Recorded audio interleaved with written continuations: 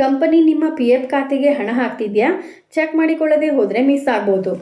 ನಮಸ್ಕಾರ ಸ್ನೇಹಿತರೆ, ಉಪಯುಕ್ತ ಮಾಹಿತಿ ಚಾನಲ್ಗೆ ಸ್ವಾಗತ.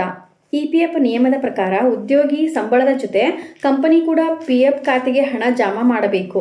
ಆದರೆ ಕೆಲ ಕಂಪನಿಗಳು ಉದ್ಯೋಗಿಗಳಿಗೆ ಮೋಸ ಮಾಡ್ತಿವೆ.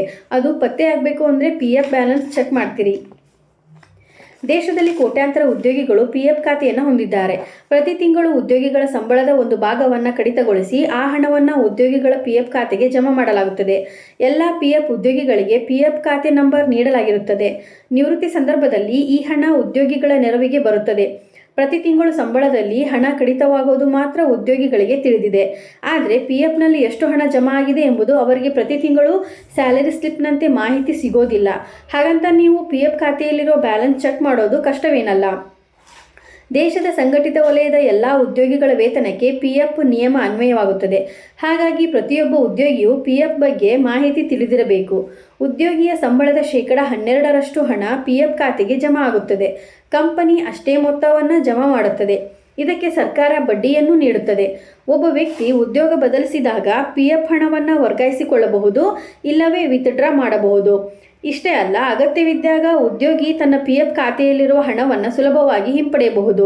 ಕೆಲ ಕಂಪನಿಗಳು PFನಲ್ಲಿ ಉದ್ಯೋಗಿಗಳಿಗೆ ಮೋಸ ಮಾಡ್ತವೆ.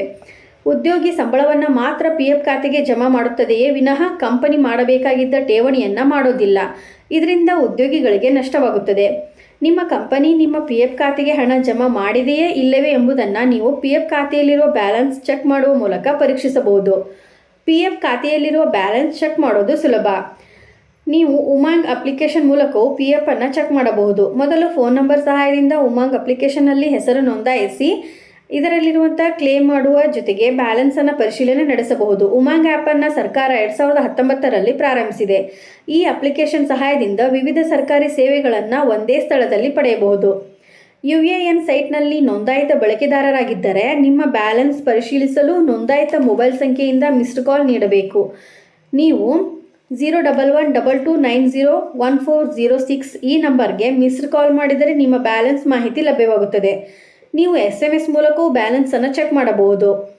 7738299899ಗೆ UAN EPFO HOENG ಎಂದು ಮೆಸೇಜ್ ಕಳಿಸಿದರೆ ನೀವು ಮಾತೃಭಾಷೆಯಲ್ಲಿಯೇ ಇದರಿಂದ ಮಾಹಿತಿಯನ್ನು ಪಡೆಯಬಹುದಾಗಿದೆ. ಹಾಗಾಗಿ ENG ಜಾಗದಲ್ಲಿ ನೀವು ಮಾತೃಭಾಷೆಯ 3 ಅಕ್ಷರವನ್ನು ನಮೂದಿಸಬೇಕು. ಇದೇ ರೀತಿ ಮಾಹಿತಿಗಾಗಿ ನಮ್ಮ ಚಾನಲನ್ನು ಸಬ್ಸ್ಕ್ರೈಬ್ ಆಗಿ ಮತ್ತು ಶೇರ್ ಮಾಡಿ. ಧನ್ಯವಾದಗಳು.